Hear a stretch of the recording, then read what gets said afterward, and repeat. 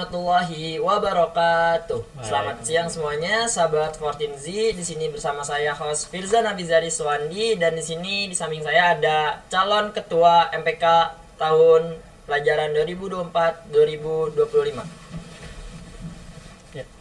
Halo semuanya, perkenalkan nama saya Arfi Daril Behaki. Di sini saya sebagai calon ketua MPK periode 2024-2025 nomor urut 1. Oke. Oke, sebelum kita mulai, dari visi misi Arfi untuk menjadi ketua MPK pada tahun pelajaran ini? Bahas visi misi ya. Iya, visi misinya apa tuh? Boleh nih. Jadi langsung ke visi aja ya untuk Iya. untuk aku mau menjalankan organisasi pasti punya pedoman dong. Iya, Itu iya. namanya visi misi kan. Nah, visi aku nih dari calon ketua MPK ya. Yang pertama pastinya MPK sebagai majelis perwakilan kelas yang fungsinya sebagai badan pengawas. Aku akan menjadikan MPK ini sebagai lembaga pengawas yang jujur juga transparan. Kemudian saya akan menghubungkan OSIS, siswa dan juga sekolah pastinya dengan komunikasi yang baik. Nah, yang ketiga, saya akan menciptakan lingkungan sekolah yang disiplin juga harmonis pastinya. Nah, untuk menjalankan visi saya tersebut, tentunya saya memiliki beberapa strategi atau cara lah ya.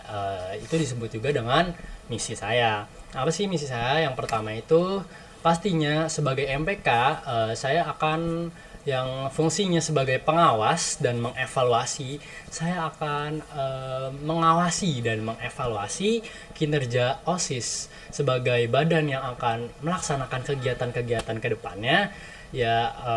Akan mengawasi secara berkala dan berkelanjutan gitu. Kemudian saya akan menyediakan forum bagi para siswa dan siswi MAN 14 Jakarta untuk menyampaikan aspirasinya, yang dimana sebagai fungsi MPK juga yaitu menampung aspirasi. Oke. Langsung ke pertanyaan aja ya. Kita lanjut langsung ke sesi tanya jawab aja. Yang pertama itu bagaimana strategi Arfi nih untuk melibatkan siswa agar lebih aktif dalam memberikan masukan atau kritik yang bangun. Soalnya kan tadi kayak OSIS kan udah bikin formasi, jadi kayak wadah aspirasi untuk siswa-siswi menyampaikan kritik dan saran. Nah, yang PK kan jadi saling nyambung kan, jadi biar siswanya lebih aktif dalam memberikan masukan kritik yang membangun tuh gimana? Oh, Pak, oke. Aku dapat nih pertanyaannya. Jadi maksudnya itu biar siswa-siswi itu maulah ya menyampaikan aspirasinya gitu. Ini juga jangan dikasih gift form, cuman kasih titik-titik atau Nah, nggak benar. Nah, itu lagi rencana aku akan menyediakan forum yang tempatnya itu mungkin bisa menjadi offline gitu. Forum offline gitu untuk siswa-siswi agar dapat menyampaikan aspirasi siswa-siswi gitu. Jadi sebagai MPK juga saya akan menjadi pihak yang netral lah, biar nggak berpihak sana sini, yang jadi penengah dan juga tetap menetapkan kebijakan-kebijakan sekolah atau aturan-aturan sekolah dengan dasarnya gitu Kak. Jadi nanti MPK juga ada sesi menyampaikan aspirasi secara offline ya. Betul Nggak sekali, online doang. insya Allah ya. Oke, baik. Untuk pertanyaan selanjutnya, apa pendekatan Harvey dalam memberikan masukan yang konstruktif kepada OSIS tanpa menciptakan konflik? Tentu. Jadi MPK itu kan tugasnya sebagai pengawas OSIS ya, mengevaluasi OSIS. Jadi kita pasti langsung gitu berhadapan dengan OSIS, kita komunikasi dengan OSIS. Nah, kita tuh sedikit bekerja tapi banyak berbicara, yaitu mengevaluasi gitu. Nah, gimana sih biar kan dari logikanya aja yang OSIS yang kerja nih MPK, tapi yang ngasih komen, kita yang ngasih evaluasi gitu, biar kita nggak terpecah belah gitu. Pasti tetap aja ada dong omongan-omongan yang nggak enak pastinya. Nah, itu kita harus jalin komunikasi yang baik gitu daripada OSIS dan MPK-nya gitu. Yang intinya sih dari komunikasinya sih harus lebih baik, juga kedekatan dari OSIS dan MPK juga harus dijalin agar rasa kekeluargaannya itu dapat gitu. biar masuk gitu maksud kita Oke. sebagai MPK gitu. Kan harapan gitu untuk aksi nyatanya biar terjadi komunikasi yang baik tuh gimana?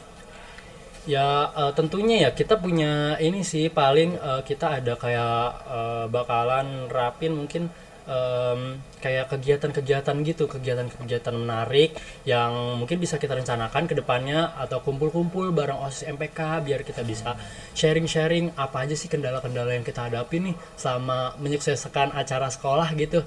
Nah, kita juga bisa sharing-sharing barangkali mungkin OSIS juga punya masukan buat MPK ke depannya gimana. Nah, itu biar tetap komunikasinya terjaga gitu Jan gitu. Baik. Jadi nanti Narosi MPK bakal ada acara kumpul-kumpul bareng ya. Ya kita akan rencanakan lah kalau bisa insya Allah gitu. Oke.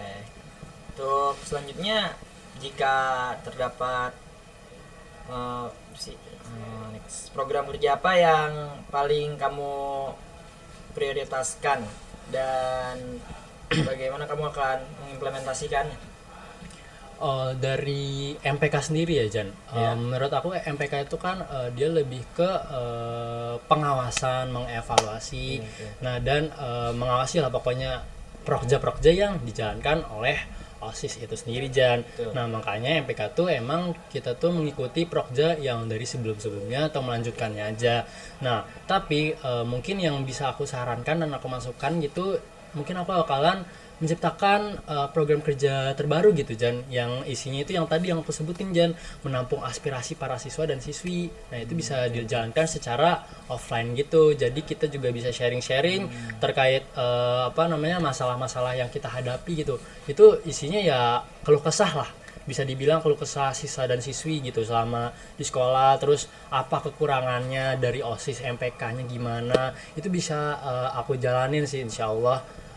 Akan juga mungkin bisa kolaborasi antara OSIS MPK bikin prokja yang isinya tuh aspirasi siswa gitu.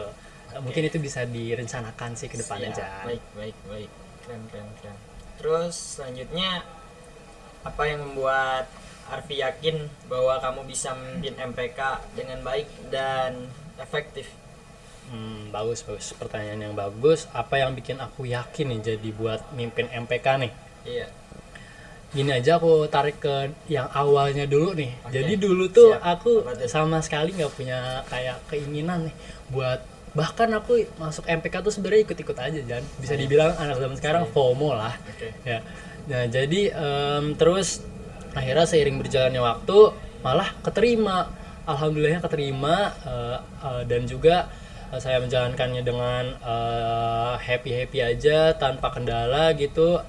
Terus seiring berjalannya waktu saya melihat nih dari teman-teman saya banyak yang agak setengah-setengah gitu menjalankan MPK itu, kayak enggak yang seperti mereka sampaikan di awal bakalan ambis terus menerus gitu kan.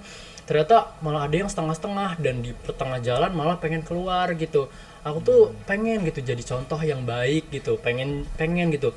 Intinya sih sebenarnya seiring berjalannya waktu aja gitu jadi kebawa. Dan juga prinsip aku dari dulu tuh pengen selalunya tuh adil gitu, pengen melihat sudut dari segala sudut gitu, pengen dilihat biar kita punya preferensi atau pandangan dari orang banyak gitu. Jadi kita bisa menyeluruh. Aku tuh dari dulu pengen adil gitu. Jadinya ya akhirnya hal-hal tersebut yang menjadi faktor aku mendorong diri aku untuk pengen jadi ketua MPK lah gitu, pengen membangun MPK agar lebih baik lagi ke depannya gitu Jan. Jadi biar jadi contoh yang baik. Betul sekali Jan. Baik. Nah, Zan langsung supaya untuk sebelum kita tutup boleh dong jargonnya. Boleh banget, boleh. Aku sih ada jargon gini nih jargonnya. Oke. Bersama Arfi, satukan aspirasi di era digitalisasi. Asik. Terima kasih. Oke. Terima kasih semua teman-teman yang sudah mendengarkan dan menyaksikan acara podcast Mira pada siang hari ini.